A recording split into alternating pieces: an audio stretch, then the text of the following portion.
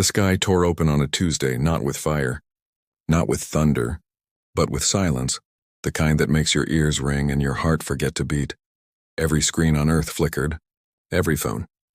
Every billboard. Every device with a pixel went dark for 3 seconds. Then, in perfect unison, they lit up again. A face appeared, not human. Not quite. Silver skin pulled tight over angular bones, eyes like polished obsidian, depthless, cold, unblinking. The creature wore robes that shimmered like liquid starlight, and behind it a throne carved from something that looked like frozen lightning. "People of Earth," it said. The voice was smooth. Too smooth.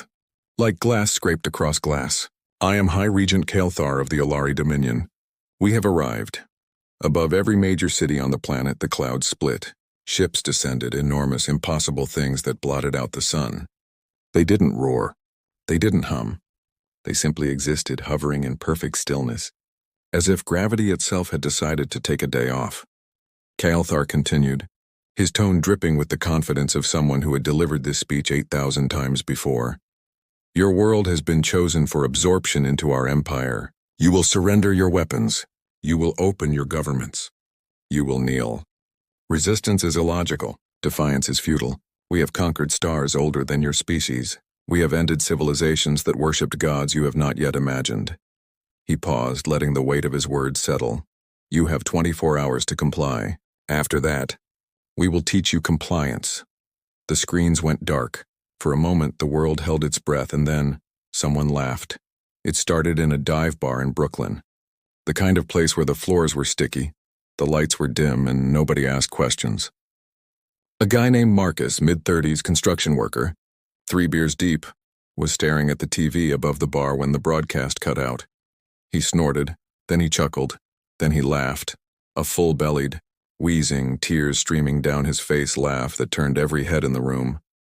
"Did that dude just—" Marcus gasped between breaths. "Did he just try to threaten Earth like we're gonna shit our pants and bow down? Oh my God, did he practice that speech in a mirror?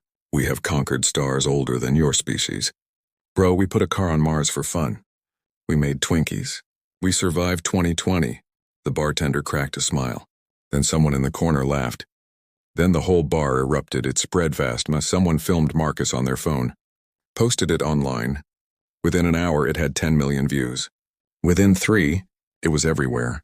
TikTok, Twitter, Reddit, Instagram. Every corner of the internet where humans gathered to cope with the absurd by making fun of it. The memes started immediately. A picture of Kael'thar's face with the caption, "POV, you're about to ask if she comes here often." A video edit of his speech with the Curb Your Enthusiasm theme playing over it. A Photoshop of him in a McDonald's uniform. "Would you like fries with your conquest?" And the phrase, the one that would echo across the galaxy, was born in a comment thread at 2 a.m. by someone who would never know the chaos they unleashed. Empire of what, my guy? By dawn, the joke had become a movement. News anchors struggled to keep straight faces while reporting on humanity's response to the alien ultimatum. Talk show hosts opened with monologues roasting Kael'thar's fashion sense. Late-night comedians had a field day. "So let me get this straight," one host said, grinning. "This dude flies across the galaxy, parks his spaceship above Times Square, and his big opening line is 'kneel or else'? Buddy, we've been ignoring parking tickets for decades. You think a strongly worded threat is gonna work?" The audience roared. On the streets, people gathered, not in panic, but in defiance. They held signs. They chanted. They danced. Someone projected a meme of Kael'thar onto the side of his own ship. The image showed him photoshopped into a baby's high chair with the text, "Big Mad Energy." The world didn't cower. It laughed. High above, aboard the flagship Eternal Ascendance, Kael'thar sat frozen on his throne.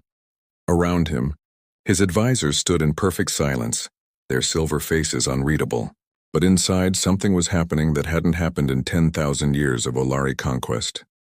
Confusion. "Explain this," Kael'thar said quietly, gesturing to the holographic screens displaying Earth's reaction. Memes, videos, laughter, mockery everywhere. One advisor stepped forward. "High Regent, they appear to be ridiculing us." "Ridiculing?" Kael'thar's voice was sharp. "Define." "They are making light of the situation. They are not afraid, they are..." Laughing, Kael'thar's black eyes narrowed. laughing. Yes, High Regent. At us? Yes. For the first time in his 300-year reign, Kael'thar felt something alien crawl up his spine. Not fear. The Olari did not know fear, but uncertainty. Prepare the subjugation protocols, he said slowly. We will show them what happens to those who do not kneel.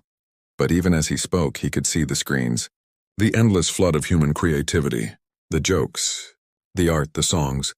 The sheer unstoppable noise of a species that refused to be intimidated. And somewhere deep in the logic-driven core of his mind, a question formed. What if they're not afraid? Because they don't need to be? Memes, madness, and the weaponization of ridicule. The Olari had protocols for everything. Rebellion, crush it with orbital strikes, diplomacy. Overwhelm with superior technology. Resistance, demonstrate power until submission becomes inevitable. But laughter. There was no protocol for laughter. 72 hours after the ultimatum, Earth's response wasn't warfare. It was art. Every broadcast the Olari transmitted was hijacked within minutes. Their propaganda videos, sleek, polished declarations of dominance were remixed into absurdist comedy, auto-tuned, deep-fried, turned into sea shanties. Kyle, Thar's face became the internet's favorite. Canvas. He was photoshopped onto movie posters, Alien versus Unemployment, edited into sitcoms, made into reaction GIFs. His most serious proclamations were cut together with fart sounds and cartoon sound effects. One video went mega viral, Kael'thar's speech. But every time he said, Dominion, it got faster and his voice got higher until he sounded like a chipmunk having an existential crisis. Views 800 million in 48 hours. The comment section was merciless. Bro really thought he ate with that speech. My man conquered 8,000 worlds and still has no drip. He's giving space HOA president vibes. Empire of what, though? The world's comedians became generals in humanity's strangest war. A comedian in Mumbai streamed a 2-hour breakdown of Olari fashion, comparing their robes to sad curtains from a divorced alien's studio apartment. A Brazilian YouTuber created a mock cooking show. How to serve your alien overlords. A reality check. A K-pop group dropped a diss track titled Kneel. Nah. It hit #1 globally in 6 hours. Every joke was a bullet. Every meme was a missile. And humanity, united for the first time in decades, fired them all at once. Aboard the Eternal Ascendance, chaos was spreading. Not the violent kind. The quiet kind. Olari officers began hesitating, missing commands, staring at nothing. Their neural networks, optimized for logic, efficiency, and absolute certainty, were encountering something their biology couldn't process. Cognitive dissonance. The Olari mind operated on hierarchy and order. Respect flowed upward. Fear flowed downward.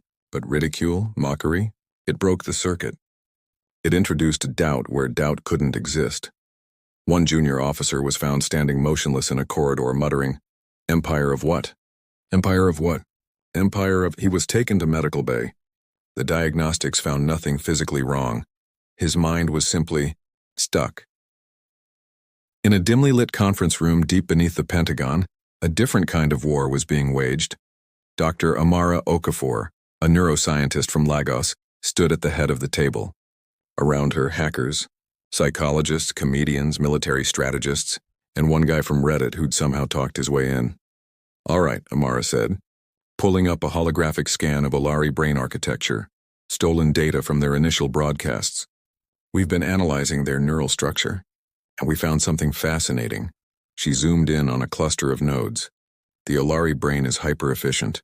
No redundancy, no chaos. Everything flows in perfect logic loops. But that efficiency? It's also a vulnerability. A hacker named Jin leaned forward. Meaning? Meaning, Amara said, grinning. They can't handle paradox.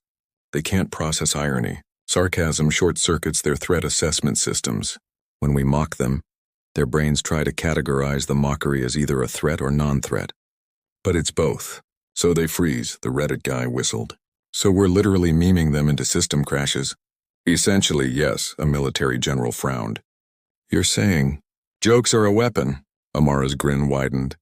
Not just a weapon. The weapon. We're hitting them with something they've never encountered in 10,000 years of conquest.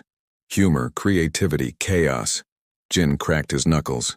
So what's the plan? We escalate, Amara said. We flood every channel they have with content designed to overload their cognitive systems. We make them drown in absurdity. Someone raised a hand. What if they just attack? Amara paused. Then she smiled, a smile that was equal parts hope and recklessness. Then, we make sure the last thing they see is a meme of their own faces.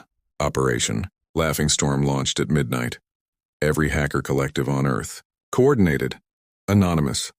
Lulsec. College kids with too much time. Grandmas who figured out VPNs. They hijacked Olari communication channels and flooded them.